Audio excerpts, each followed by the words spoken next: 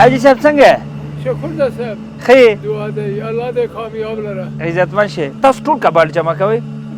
د پلاستیکو دا شیان جمع کوئ چې ژمي لپاره د وورو کې بیا څنګه کې واورو کې واوره چې الله ماله دا ملسي سودو ګرمن ټولوو سودو ښه ګوره زه یو خبره درته وکړم دوستانو ښه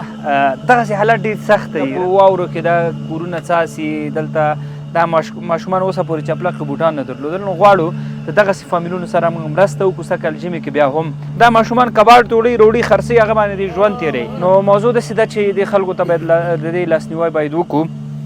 او دې خلکو ته یو څه وکړو دې ته ورته موږ په زرګونه کورنۍ په خپل هیواد کې لرو